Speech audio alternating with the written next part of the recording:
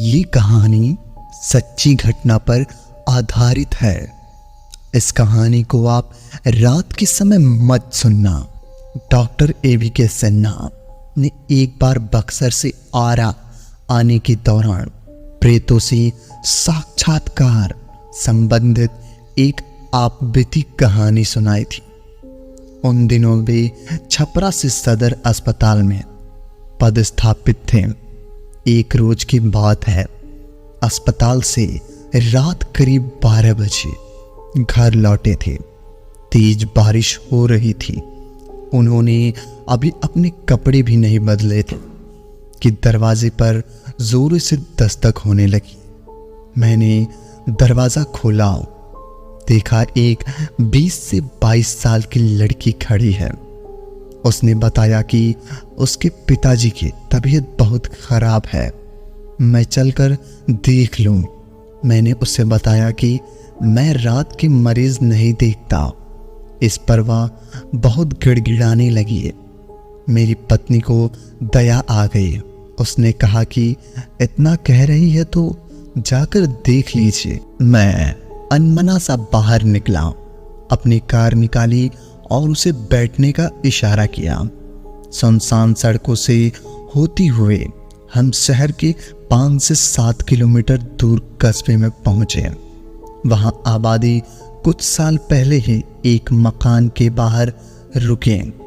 लड़की ने मेरा बैग उठाया और मुझे अंदर लेकर गई।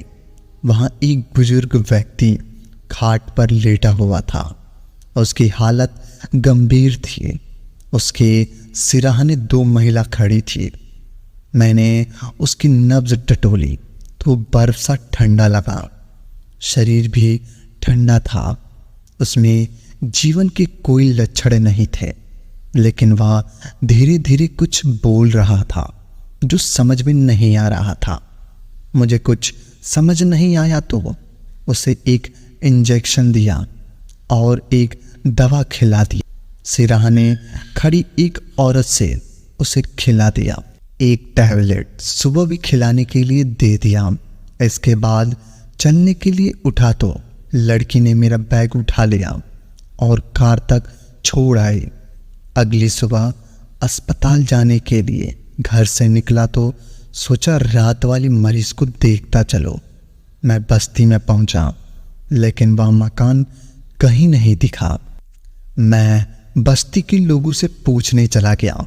घटना की जानकारी देने पर लोग मुझे हैरानी से देखने लगे। एक बुजुर्ग ने बताया कि ऐसा कोई परिवार इस बस्ती में नहीं रहता है।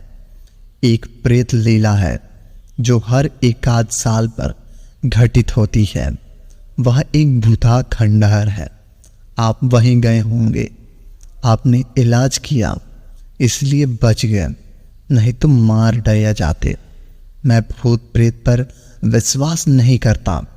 इस पर बस्ती के कुछ नौजवानों ने कहा कि उस जगह पर चलिए जब वहाँ मकान था।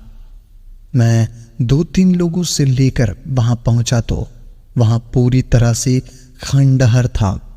उसमें मकड़ी से जाल भरा हुआ था, काफ़ी गंदे थी। वहाँ मेरी कार के पहिए स्पष्ट निशान दिखाई देता और खंडहर में मेरा इंजेक्शन और दवा पड़ी थी। मैं चुपचाप वापस लौट आया। घर पर पत्नी और बच्चे को यह बात बताई। कुछ महीने बाद मेरा तबादला हो गया। दूसरे शहर में जाने के बाद पत्नी और बच्चे को उस रात की घटना पूरी जानकारी दी। आज भी उस रात की याद आने पर सिरहा उठता हूँ। आखिर कौन थे ये लोग जो ऐसी नाटक कर रहे थे? क्या आपके साथ कभी कोई ऐसी घटना घटी तो आपका क्या होगा? कमेंट में ज़रूर बताएं। ऐसी ही कहानी जानने के लिए जुड़ जाइए चैनल के साथ और चैनल को सब्सक्राइब कर लीजिए और वीडियो को लाइक कर लीजिए ताकि हमारी आने वाली कहानियाँ सबसे पहले आप तक पहुँचे। धन्यवाद।